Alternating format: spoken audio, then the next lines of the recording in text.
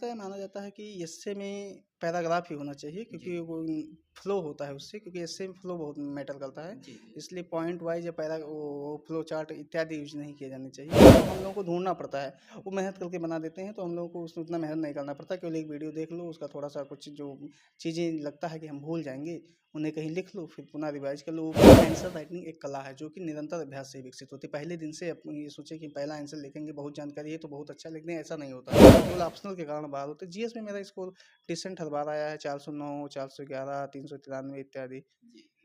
Hello दोस्तों, नमस्कार। स्वागत है एक बार फिर से एक नए वीडियो में। दोस्तों, यूपीपीएससी का इस समय 2023 का रिजल्ट डिक्लेयर हुआ है। आज हमारे सामने UPPSC 2023 selected Sunny Pandey sir है, जिनका यूपीपीसीएस 2023 में डीएसपी के पोस्ट पर 29 रैंक के साथ सिलेक्शन हुआ है। सो दोस्तों, आज हम सर के जर्नी के बारे में जानेंगे। सर से मतलब क्या क्या जो अभी प्रीलिम्स होने वाला है, 2 मंथ अभी टाइम है अप्रॉक्सीमेट, उन पर भी बातें करेंगे। कैसे क्या एक बेहतरीन स्ट्रेटजी होनी चाहिए, खास तौर पर जो मेंस में डाउट आप लोगों का रहा है उस पर भी हम सर से अपना आप लोगों का क्वेश्चन उठाएंगे। कोई भी क्वेरी हो या फिर सजेशन हो तो आप हमें कमेंट्स बॉक्स में बोल सकते हैं, जिससे आने वाले अगले वीडियो में हम आपके क्वेश्चन उठाएंगे। सो सर, हमारे तरफ से और जो प्यारे व्यूअर्स छात्र वीडियोज देख रहे हैं उनकी तरफ से हमारे चैनल पर स्वागत है और बहुत बहुत बधाई हो आप। धन्यवाद। और फर्स्ट ऑफ ऑल हम सर एक बार फिर से जानेंगे कि आपका नाम क्या है और आप कहाँ से हैं। ज़्यादातर स्टूडेंट्स की डिमांड भी रहती है कि आप होम डिस्ट्रिक्ट भी पूछ लिया करें और गांव का नाम भी। मेरा नाम सनी पांडे है, मैं बलरामपुर से का रहने वाला हूँ। जी। वहीं से मेरी पढ़ाई हुई है। एम एल के पीजी कॉलेज से मैंने ग्रेजुएशन किया है, और उसके बाद 2017 से मैंने यूपीपीसीएस की तैयारी शुरू की थी। हाँ सर, ग्रेजुएशन में क्या रहा है? ग्रेजुएशन में मैंने बीएससी किया है, बैचलर ऑफ साइंस बायोलॉजी से। जी। आपका माध्यम सर क्या रहा एग्जाम में? इंग्लिश रहा है। जी, ये अगर बात करें तो यूपीपीसीएस में कौन सा प्रयास है आपका? ये मेरा 2018 से लगातार मैं मेंस लिख रहा हूँ, क्योंकि 2018 पहला था, इसमें छठा प्रयास है। सर, थोड़ा सा अब हम जानना चाहेंगे कि आप इस छठा प्रयास था इस बार, मतलब कि पिछली क्या मिस्टेक रही, सबसे बड़ी कमी कहा जा सकती है कि जो आप ही तक सिलेक्शन नहीं हो रहा था, अब तक क्या इम्प्रूव किया था इस बार आपने? मेरी सबसे बड़ी कमी ये थी कि मेरा ऑप्शनल बहुत ब्लंडर हो जाता था, कभी 200 से ज़्यादा मार्क्स मिलते नहीं थे। इसलिए जीएस में अच्छा स्कोर करता था, कभी इंटरव्यू कॉल हो जाता था, कभी इंटरव्यू कॉल नहीं होता था। तो इसी कारण, क्योंकि आप सिलेक्शन के लिए ऑप्शनल में 250 से ऊपर चाहिए अच्छे पोस्ट के लिए, तो लेकिन कभी 190 नंबर, कभी 210, इसके 210 से ऊपर गया नहीं कभी। जब जब 200 मिलता था तो इंटरव्यू कॉल हो जाता था, और जब 200 नहीं मिलता था तो फिर इंटरव्यू कॉल भी नहीं होता था। तो ये केवल ऑप्शनल के कारण बाहर होते। जीएस में मेरा स्कोर डिसेंट हर बार आया है, 409, 411, 393 इत्यादि। जी। ओवरऑल कहा जा सकता है कि ऑप्शनल रिमूव होने से, हटने से आपको इस बार बेनिफिट मिला है। Yes yes. सर, आप जानना चाहेंगे आपसे कि आपने इसके लिए कोई कोचिंग लिया था या फिर सेल्फ स्टडी से यहाँ तक आपने पहुँचा? मैंने कोचिंग ली थी, जीएस वर्ड में मैंने पढ़ा, कोचिंग ली थी। उसके बाद सेल्फ स्टडी तो करना ही होता है, लेकिन जीएस वर्ड में कोचिंग ली, प्लस हिंदी विषय के लिए प्रज्ञा प्रवाह यूट्यूब चैनल एवं डॉक्टर सील त्रिपाठी का मार्गदर्शन प्राप्त किया था। जी, जी। सर, अभी अगर हम थोड़ा-सा अब हम जानना चाहेंगे आपसे कि जो प्रीलिम्स अभी मात्र 2 महीने बचे हैं, किस तरीके से तैयारी की जाए और क्या स्ट्रेटजी होनी चाहिए? आई होप कि आप भी फॉर्म भरे होंगे, एसडीएम के लिए ट्राई करेंगे। यस यस यस, हम भी करेंगे। जी। प्रीलिम्स के लिए सबसे इम्पोर्टेंट है कि प्रश्नों की प्रकृति को समझते हुए कि आयोग का वर्तमान में ट्रेंड क्या है, उसी अनुसार हम तैयारी करें। तो प्रीवियस पेपर पहले हम लें, उसको कम से कम 3 से 4 बार पिछले 20 साल के पेपर कर लें, जिससे ये हो जाए कि आयोग का सामान्य प्रवृत्ति है कि 20 से 25 सवाल रिपीट कर देता है। जी। तो ऐसे डायरेक्ट या इनडायरेक्ट रिपीट सवाल न गलत हों, जी। इसके अनुसार कार्य करें। तो जिस और इसके अलावा हमारे पास कुछ जो स्टैंडर्ड बुक हैं, जैसे लक्ष्मीकांत है, बिपिन चंद्रा है, या स्पेक्ट्रम है इत्यादि, को पढ़ के आराम से प्रीलिम्स निकाला जा सकता है। करंट अफेयर्स पे स्पेशल फोकस करना चाहिए, क्योंकि यूपी पीसीएस में लगभग 30 से 35 सवाल करंट के आते हैं। और सफल यूपी पीसीएस में प्रीलिम्स में सफलता करंट अफेयर्स पे बहुत निर्भर करता है। इसलिए उसके लिए आई दृष्टि या स्टडी फॉल से किसी एक को अच्छे से यूज किया जा सकता है। जी। सर, प्रीलिम्स में टेस्ट सीरीज का कितना रोल होता है और पीवाईक्यूज का? इसको किस तरीके से आप यूज़ करते हैं? आपकी इसकी स्ट्रेटजी कैसे रहती है? प्रीलिम्स में प्रीवियस ईयर क्वेश्चन का तो बहुत रोल है, क्योंकि सामान्यतः 20 से 25 सवाल डायरेक्ट एंड डायरेक्ट रिपीट हो जाता है। लेकिन जब तक आप प्रीलिम्स में प्रीवियस ईयर पेपर और अपना स्टैंडर्ड बुक ना ख़त्म कर लें, तब तक हम टेस्ट सीरीज को रिकमेंड नहीं करते, क्योंकि टेस्ट सीरीज में अगर अच्छे तैयारी नहीं है तो बाद में होगा ये कि नंबर आएंगे नहीं, तो डिमोटिवेशन फील होगा। तो इसलिए पहले प्रीवियस ईयर पेपर करें, अपने सिलेबस को खत्म करें, करंट अफेयर्स अच्छे तैयार करें, उसके बाद अगर समय हो सबसे लास्ट में तब टेस्ट सीरीज लगाएं। कुछ सजेशन रहेगा जिसका आपने टेस्ट सीरीज मतलब फॉलो किया था आपने? हमने प्रीलिम्स के लिए जीएस वर्ड का ही, मेंस के लिए भी जीएस वर्ड का ही टेस्ट सीरीज फॉलो जी। किया था। सर प्रीलिम्स में अगर बात करें स्टैंडर्ड बुक के अलावा भी और कोई सोर्सेज आपने पढ़े थे? हम यूट्यूब के माध्यम से, एक तो मैं ओनली आईएएस का यूट्यूब एडिटोरियल डिस्कशन फॉलो करता था। सुमित सर का? हाँ, सुमित सर का। और प्रीलिम्स में टेस्ट कुछ करंट के लिए, जैसे कुछ जो स्टडी फाइल्स बच्चे पापा वीडियोज होते हैं उनको भी देखा था। जैसे उसमें एक आता है यूपी करंट का वीडियोज, फिर पापा वीडियो या मिसलेनियस वीडियो उसका बहुत इंपॉर्टेंट होता है, उसमें लगभग लगभग 10 सवाल आ जाते हैं। और एक वो बनाते हैं खनिज और एग्रीकल्चर डाटा, उससे संबंधित पापा वीडियो, ये सब बहुत इंपॉर्टेंट है जिसको हम लोगों को ढूंढना पड़ता है। वो मेहनत करके बना देते हैं, तो हम लोगों को उसमें उतना मेहनत नहीं करना पड़ता, केवल एक वीडियो देख लो, उसका थोड़ा सा कुछ जो चीज़ें लगता है कि हम भूल जाएंगे उन्हें कहीं लिख लो, फिर पुनः रिवाइज कर लो। वो पिक भी शेयर करते रहते हैं टेलीग्राम में, जिससे भी रिवाइज करने में सफलता मिलती है। जी, थोड़ा-सा हम जानना चाहेंगे सर, जो ऑप्शनल एलिमिनेशन की भी प्रक्रिया होती है, जैसे प्रीलिम्स एग्ज़ाम में 4 ऑप्शन में मतलब 2 ऑप्शन रहता है कि ये बिल्कुल सही नहीं है, लेकिन 2 ऑप्शन में कन्फ्यूजन रहता है। तो उसको किस तरीके से टैकल करें? क्या रिस्क लेना चाहिए कि नहीं? आपने कितने क्वेश्चन अगले 2023 में किया था? ये मेरी तो एक टोटका है कि मैं जब पहली बार 2018 में पेपर दिया तो 129 अटेम्प्ट किया था, तो 117 सही था। जी। तो उसी के बाद से मेरा पीसीएस में नियम है कि मैं 129 ही अटेम्प्ट करता हूँ, और हर बार लगभग 115 112 सही होती हैं, तो मैं कभी उससे ज़्यादा उससे कम करता ही नहीं, 129 गिन के अटेम्प्ट कर काउंट देता कर हूँ। लेते हैं। हाँ। जी, अगर बात और करें मतलब एलिमिनेशन की प्रक्रिया में क्या मतलब रिस्क लेना चाहिए और कैसे मतलब स्ट्रॉन्ग डिसीजन लें 2 ऑप्शन में कि नहीं इसमें यही सही होगा? जैसे पीसीएस में बहुत डायरेक्ट क्वेश्चन होते हैं, तो उसमें एलिमिनेशन का बहुत ज़्यादा चांस रह नहीं जाता है। लेकिन एक वो होता है कुछ कि जैसे कभी हम देखते हैं क्वेश्चन, तो एक सबकॉन्शियस माइंड का डिसीजन होता है इसका यही होगा। तो अगर ऐसे कहीं क्वेश्चन हो तो बात बिना सुन बहुत ज़्यादा उस पर किए उसको लगा सकते, क्योंकि सबकॉन्शियस माइंड में बहुत सी ऐसी चीज़ें होती हैं जो हमें उस समय याद नहीं होती, लेकिन वो माइंड हमारा बता देता है कि इसका आंसर ये होना चाहिए। और दूसरा, अगर कहीं हम एक भी ऑप्शन अगर एलिमिनेट कर रहे हैं तो उसको हमें टिक लगा ही देना चाहिए, क्योंकि अगर एक ऑप्शन एलिमिनेट कर पा रहे हैं, वो मान रहे हैं कि, तो सफल तो अगर 3 में ऐसा होगा तो जहाँ तक मैं जो माइनस मार्किंग से नंबर कम होगा वो पॉजिटिव में ही होगा, नेगेटिव नहीं होगा। जी। सर प्रीलिम्स ये पीसीएस एग्ज़ाम में एनसीईआरटी कहाँ तक मस्ट है और एनसीईआरटी किस तरीके से? कुछ एनसीईआरटी बहुत इंपॉर्टेंट है, जैसे अगर पॉलिटी की बात करेंगे तो उसकी जो 2 एनसीईआरटी है, जैसे एक है इंडियन कॉन्स्टिट्यूशन, वो इंडियन कॉन्स्टिट्यूशन किस क्लास वर्ल्ड की सर? कक्षा 11 की दोनों एनसीईआरटी है, एक है वो कॉन्सेप्ट पे दो दो कक्षा 11 की बहुत इंपॉर्टेंट है।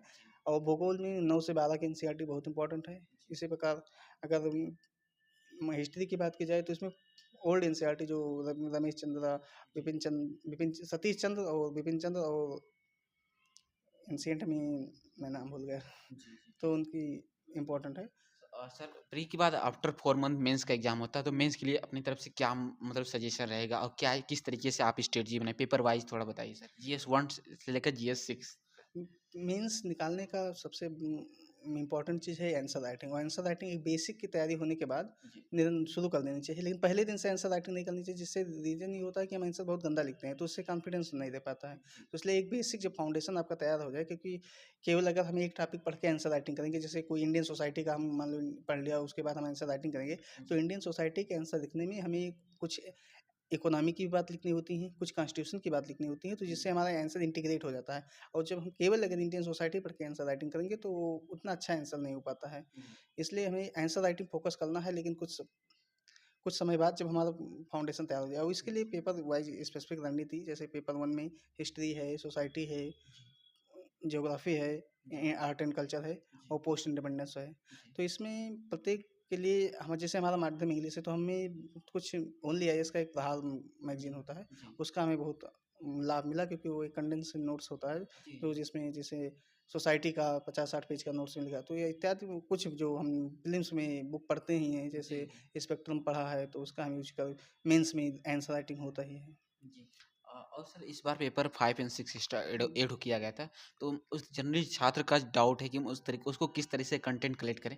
आपने किस तरीके से उसका मतलब पेपर 5 और 6 सबके लिए नया था, तो इसलिए थोड़ा चैलेंजिंग था, लेकिन हमने टेक्स्ट वर्ड का एक मैगज़ीन प्रश्नोत्तर के रूप में उन्होंने बनाया था, जो बहुत अच्छी क्वालिटी की थी, क्योंकि उसमें बहुत अच्छे क्वालिटी के मैप, बहुत अच्छे डायग्राम, फ्लो चार्ट इत्यादि यूज़ किए गए थे। जी, और इसके अलावा उसको हमने थोड़ा कॉम्प्लीमेंट किया घटनाचक्र की बुक से, क्योंकि उनका भी पेपर 5 और 6 का अलग बुक था, जी, जिसका और प्लस प्रीवियस ईयर पेपर जो पहले पिछले 5 सालों में पेपर 1, 2, 3 में पूछे गए थे, इन सबको कॉम्प्लीमेंट करके मैंने 5 और 6 की तैयारी की थी, जो कि लाभदायक सिद्ध हुई। सर ऐसे राइटिंग का भी एक पेपर होता है हाँ। और उस मतलब एक स्टूडेंट्स का कमेंट्स था कि ऐसे राइटिंग को किस तरीके से लिखे, पैराग्राफ में लिखे कि मतलब ऐसे ग्राफ बनाकर लिखे, किस तरीके से एक बेहतरीन ऐसे लिखने के क्या किस तरीके से लेवल होना चाहिए? सामान्यतः माना जाता है कि एस्से में पैराग्राफ ही होना चाहिए, जी, क्योंकि वो फ्लो होता है उससे, क्योंकि एस्से में फ्लो बहुत मैटर करता है। जी, जी, इसलिए पॉइंट वाइज या वो फ्लो चार्ट इत्यादि यूज नहीं किए जाने चाहिए। जी, और एस्से के लिए सामान्यतः सबसे अच्छी बात ये रणनीति ये हो सकती है कि हफ्ते में या एक अगर आप एस्से लिखते रहेंगे, तो आपका जो एस्से लिखने का ढंग है उसमें फ्लो है, नेचुरलिटी वो मेंटेन रहेगी, और आप अच्छा स्कोर कर पाएंगे एस्से में। हमने CL त्रिपाठी सर का मार्गदर्शन इससे मिलता रहा, जी। वो सर आप लगा। हिंदी में लिखते थे ऐसे कि इंग्लिश में? एस्से हम हिंदी में लिखते थे और सब जी। इंग्लिश में कहीं लिखते न थे। कहीं आपको बेनिफिट मिला है। पीपीसीएस में जनरली कहा जाता है हुँ। कि हिंदी मीडियम में ज़्यादा मार्क्स मिलते हैं हाँ, ऐसे में। ये ऐसे में, क्योंकि इंग्लिश में चाहे जितना अच्छा करोगे 80 नंबर पाना बहुत मुश्किल हो जाता है, लेकिन जी। हिंदी में कम एवरेज ऐसे भी 90 नंबर तक दे जाते हैं और 100 भी मिल जाता है, तो इसलिए हिंदी में लिखना ज़्यादा फायदेमंद होता है इससे। जी, जी, जी। और सर थोड़ा-सा जानना चाहेंगे जो पेपर वाइज़ आपने क्या बुक लिस्ट मेंस के लिए प्रेफ़र किया? थोड़ा उसके बारे में बताएँ जीएस 1, 2, 3, 5, 6 ऐसे? पेपर पहले पहले मैंने एक प्रीवियस ईयर पेपर घटना चक्र की ली। जी, उसके अलावा हिस्ट्री के लिए वही, क्योंकि मेंस में केवल मॉडर्न हिस्ट्री है, तो जी, स्पेक्ट्रम से ही हो गया। जी, और पोस्ट इंडिपेंडेंस के लिए मैंने प्रहार की ओनली आई प्रहार मैगजीन। जी, ज्योग्राफी के लिए केवल एनसीईआरटी कक्षा 9 से 12 तक जी, मोर देन एनफ है। जी, और सोसाइटी के लिए भी प्रहार की मैगजीन। जी, इसी संदर्भ में पेपर 2 में जो पॉलिटी है, कॉन्स्टिट्यूशन है जी, इत्यादि के लिए वो एम लक्ष्मीकांत। जी, आईआर के लिए प्रहार की मैगजीन। जी, और प्लस विजन की करंट अफेयर जो मेंस 365 होती है, उससे उसको कॉम्प्लीमेंट किया। जी, और और पेपर 3 में जो इकोनॉमी है, साइंस टेक के लिए, और मैंने दृष्टि की क्विक बुक यूज किया। और इकोनॉमी के लिए भी दृष्टि की बुक, और मैंने मृणाल सर का नोट्स हमारे पास है, तो हम उन्हीं से ज़्यादा यूज किया। जी, पेपर 4 में इंटायरली प्रहार मैगजीन जो ओनली है इसकी उसी पे डिपेंड है, क्योंकि उसमें अच्छे एथिक्स के लिए एग्जाम्पल, सर। हाँ, जी, तो उसमें अच्छे एग्जाम्पल, अच्छे कोटेशन, अच्छे केस स्टडीज हैं, तो जी, इससे उसने बहुत फ़ायदा किया। जी। और सर एक हिंदी का पेपर होता है, आपका माध्यम हिंदी हिंदी इंग्लिश मीडियम रहा है, तो इंग्लिश मीडियम छात्रों के लिए बहुत बड़ा चैलेंज रहता है हिंदी के पेपर में। तो उसके लिए क्या आप किस तरीके से रणनीति बनाए, क्या कंटेंट पढ़ाए थे? हिंदी माध्यम में जो पेपर होता है, 2 पार्ट होता है। 70 नंबर का व्याकरण होता है, जी, और 80 नंबर का जो होता है उसमें गद्यांश और पत्र लेखन होता है। जी, तो 70 नंबर का काम है कि वो रटना, उसमें अच्छे से रट लें तो हम 60 से लगभग स्कोर कर सकते हैं। जी, और गद्यांश में जिसमें संक्षेपण और व्याख्या इत्यादि आती हैं, इसमें हमें थोड़ा लगातार प्रयास करना होता है, मेहनत करना होता है कि इसमें अच्छे मार्क्स लाए जा सकें, जिससे जी, हिंदी में 100 नंबर लाना एक चैलेंजिंग टास्क तो है, लेकिन आता है बहुत से छात्रों का, जी। और हमें भी प्राप्त हुआ है, तो इसलिए हम इंटायरली CL त्रिपाठी सर की प्रज्ञा प्रवाह पर हिंदी डिपेंड थे, हिंदी के लिए जी। और ऐसे के लिए भी।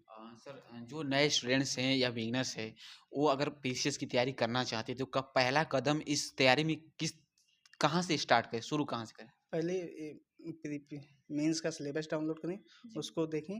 प्रीवियस ईयर पेपर प्रीलिम्स का मेंस का दोनों लें, और जी, उसके बाद एनसीईआरटी से शुरुआत करें। जी, कुछ ऑनलाइन जो चैनल हैं उनका भी यूज करें, जैसे स्टडी फॉर सिविल सर्विसेज है, ओनली आईएएस है। जी, ये 2 चैनल, ओनली आईएएस का एडिटोरियल डिस्कशन बहुत अच्छा है, उससे कॉन्सेप्ट बिल्डिंग और पर्सपेक्टिव डेवलप होता है कि एक सिविल सर्वेंट को कैसे सोच के कैसे लिखना होता है, जी, इत्यादि का यूज करके, और एनसीईआरटी अच्छे से पढ़ के उसके बाद 2-3 बार पढ़ के उसका नोट्स तैयार करें अपना खुद का। और फिर लगा स्टैंडर्ड बुक जैसे लक्ष्मीकांत है, या इत्यादि पढ़ते रहें। जी। और सर थोड़ा-सा हम अब बात करेंगे कि पर आपका 6 अटेम्प्ट लग गया अगर बात करें तो। तो कई बार डिमोटिवेशन भी आपको आता होगा कि नहीं होगा तो क्या करेंगे? और मतलब उस टाइम आपको प्रेशर को कैसे हैंडल करते थे? और क्या मतलब प्रेशर हैंडल, एक तो डिमोटिवेशन जब आता है तो? डिमोटिवेशन तो होता ही है, क्योंकि जी, बार-बार आप मेंस लिख रहे हैं, इंटरव्यू जी। दे रहे हैं, फाइनली नहीं हो रहा है, तो इसमें होता है, लेकिन फिर ये सोच के कि हो सकता है अगली बार हो जाए, अब की बार हो जाए, वो कल्पना, सुखद कल्पना करके कि जब होगा तो कैसा होगा इत्यादि महसूस करके जी, जी, उससे उभरने में मदद मिलती है। जी, और कुछ मित्रों का भी सहयोग इसमें मिलता है, जो ऐसे प्रेशर को हैंडल करने में मदद करते हैं। जी, जी। सर अगर थोड़ा-सा बात हम जानना चाहेंगे कि मतलब कई एक बेहतरीन आंसर लिखने के लिए क्या-क्या क्वालिटी होनी चाहिए? जो ज़्यादा लोगों से अलग हो, अच्छे मार्क्स मिले। कुछ तो अलग किए हैं तभी तो सर एक मतलब सिलेक्शन इसी पर निर्धारित है, मेंस के स्तर पर ही। तो एक बेहतरीन आंसर लिखने की क्या-क्या क्वालिटीज़ होनी चाहिए? कुछ कुछ इवन बताइए। आंसर राइटिंग एक कला है जो कि निरंतर अभ्यास से ही विकसित होती है। पहले दिन से अपन ये सोचे कि पहला आंसर लिखेंगे, बहुत जानकारी है तो बहुत अच्छा लिख दें, ऐसा नहीं होता है। जी, इसलिए हमें उसमें निरंतर जी। प्रयास करना चाहिए। हुँ, इसमें पहले आंसर में हमें हो सकता है लगा कि कुछ अच्छा ना लिखें, लेकिन बाद में कुछ हमें अच्छे डाटा यूज़ करें, अच्छे मैप यूज़ करें, फ्लो चार्ट यूज़ करें और प्रेजेंटेशन में आंसर में डाइवर्सिटी हो, कुछ पॉइंट वाइज हों, कुछ पैराग्राफ वाइज हों, कुछ वैसे फ्लो चार्ट के रूप में हो कि जिससे जो हमारा एग्जामिनर चेक करे, क्योंकि उसके पास हम नहीं जाएँगे, हमारी कॉपी जाएगी। जी, तो इससे मुझे लगे कि इसमें इसका जो पर्सनैलिटी है वो मल्टी डायमेंशनल है जी, और ये आंसर विविध तरीके से लिख सकता है, जिससे अच्छा प्रभाव पड़ता है। जी। सर एक लास्ट क्वेश्चन रहेगा कि अपनी एक मोटिवेशन लाइनों के साथ, इंस्पिरेशन लाइनों के साथ अपनी बातों को समाप्त करें, जो एक नए अपने डेली रूटीन में फॉलो करते हैं। बस वही हरिवंश राय बच्चन की जो कोशिश करने वालों की हार नहीं होती, जी, जी। लहरों से डरकर नौका पार नहीं होती। Thank you so much sir अपना कीमती समय देने के लिए और हमारे स्टूडेंट्स छात्रों को सुझाव और मार्गदर्शन करने के लिए एक बार फिर से मैं तहे दिल से आपका स्वागत करता हूँ। बहुत-बहुत शुभकामनाएँ भविष्य की आप। धन्यवाद। सो फ्रेंड्स सर ने प्री मेंस और सारी चीज़ें बताया सर की जो कमियाँ रही मिस्टेक रही वो उसको भी बताया कि आप ये मिस्टेक ना करें। खास तौर पे ऐसे राइटिंग के लिए बहुत अच्छा सुझाव दिया कि आपका मीडियम इंग्लिश है फिर भी आप हिंदी में लिखिए, जो एवरेज नंबर अच्छा खासा सिलेक्शन निर्धारित करता है। सो दोस्तों यदि कोई भी क्वेरी हो या फिर प्रश्न हो आपको हमें कमेंट्स बॉक्स में पिन कर सकते हैं। आने वाले अगले वीडियो में हम क्वेश्चन आपके उठाएँगे। मिलते हैं किसी नए वीडियो के साथ, तब तक के लिए जय हिंद, वंदे मातरम।